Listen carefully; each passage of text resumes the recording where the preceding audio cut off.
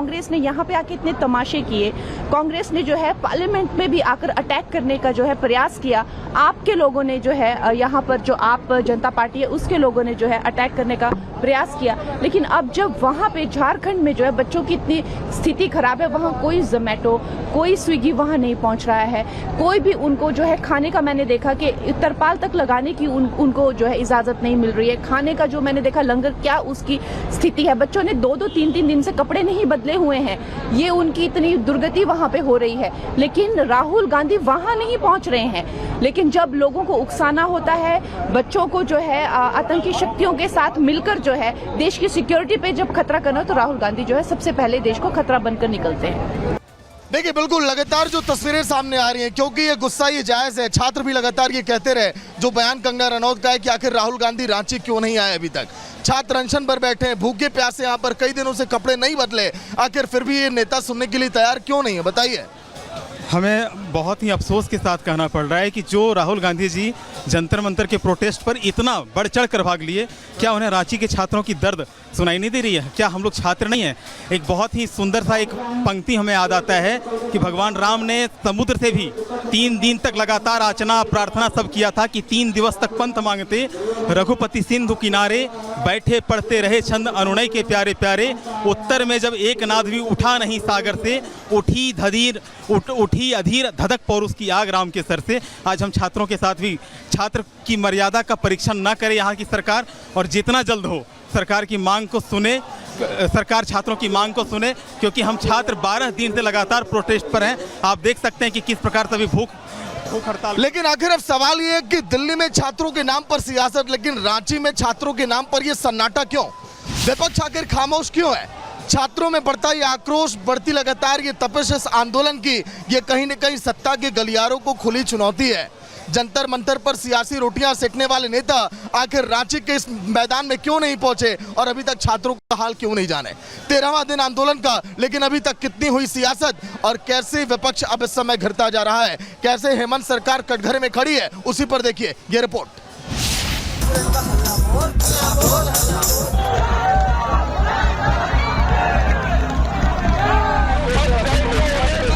नारेबाजी करना लोकतंत्र के लिए उचित नहीं है। कम्युनिस्ट पार्टी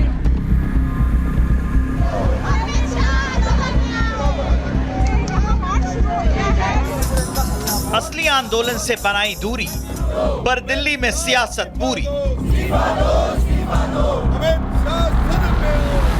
रांची प्रदर्शन पर मौन, दिल्ली में हंगामा फुल ऑन।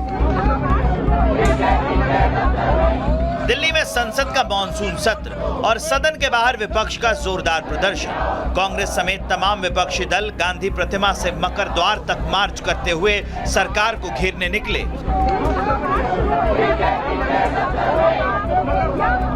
नारे लगे, पोस्टर लहराए गए और गृहमंत्री से जवाब मांगा गया।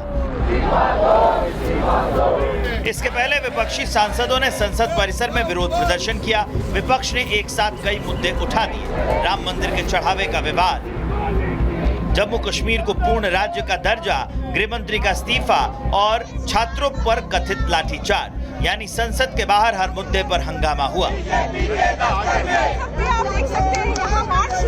राहुल गांधी, मल्लिकार्जुन खड़गे समेत विपक्षी सांसदों ने नारेबाजी करते हुए गांधी प्रतिमा से मकर द्वार तक मार्च निकाला। मांग यही है, प्रधानमंत्री सदन में आए, होम मिनिस्टर सदन में आए, अपना बयान दे, डिस्कशन हो जाए। We are ready to take discussion. अगर डिस्कशन नहीं है तो वो घर में बैठ के बात करेंगे, घर में सो जाएंगे। ये कैसा हो जाता है? ये पार्लियामेंट्री है, इसको वो तो डिसरेस्पेक्ट कर रहे हैं। अंदर आना नहीं चाहते। इतने दिन हो गए पार्लियामेंट शुरू होके, अंदर आके बयान देने को इनको क्या हो गया? ये क्या मुक्के है, बहरे हैं, क्या है? संसद का हर दिन हंगामे की भेंट चढ़ रहा है। विपक्षी नेता न किसी मुद्दे पर बात करते हैं, न ही किसी मुद्दे पर सदन को चलने दे रहे हैं। जनता का पैसा पानी की तरह बह रहा है। आज भी हंगामे के चलते सदन की कार्यवाही बहुत कम समय ही चल सकी। ये वही नेता हैं जो जंतर मंतर में कॉकरोचों के साथ खड़े थे, लेकिन झारखंड के छात्रों के मुद्दे पर सन्नाटा है। संसद में छात्रों की चिंता, रांची के आंदोलन पर चुप्पी, हेमंत सरकार पर कोई सवाल नहीं, सीबीआई जांच की मांग पर मौन है विपक्ष। रांची में छात्र 12 दिन से अनशन पर है। जेपीएससी परीक्षा की सीबीआई जांच की मांग कर रहे हैं, लेकिन जिस झारखंड में कांग्रेस सत्ता की सहयोगी है, उसी झारखंड के आंदोलन पर विपक्ष का बड़ा नेतृत्व नजर नहीं आता। सवाल अब बीजेपी भी उठा रही है। दुर्भाग्यपूर्ण है, सेलेक्टिव एमनीसिया है राहुल गांधी जी को। झारखंड की बात नहीं करेंगे, हमारे बच्चे नहीं है वो राहुल गांधी जी क्या? 12 दिन से प्रदर्शन कर रहे हैं। हेमंत सोरेन के मुंह से एक शब्द नहीं निकल पाया है। वहां पे भारतीय जनता पार्टी विपक्ष में है और अपनी जिम्मेदारी का निर्वहन कर रही है। There was enough ample chance for a member to speak. There are so many other members who have been elected newly. They got chance. The Congress party, they kept shouting their new members are not learning anything because their leadership is not giving them chance.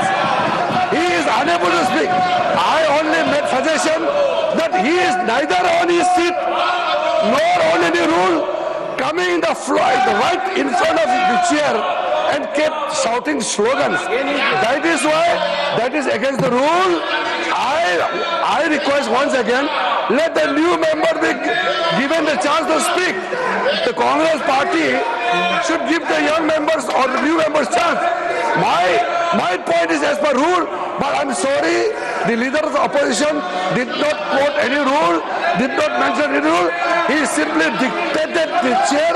But I request Kharge ji, I request once again, let the House function. Now I request you to consider his request that he requested the Home Minister to come to the House. You represented to it. It is his will. But you, as a parliamentary affairs minister, you can echo the sentiments of the opposition to the HF. I have accepted whatever they have. Now, I'm coming back to you. Now, Tiwari ji, Sir, first. I think this is a question hour. This is question hour. And they have enough disrupted the question hour. LOP has made a point, but we have a collective responsibility. He cannot dictate which minister to come on which date. No. We have a system. He is not dictating. No.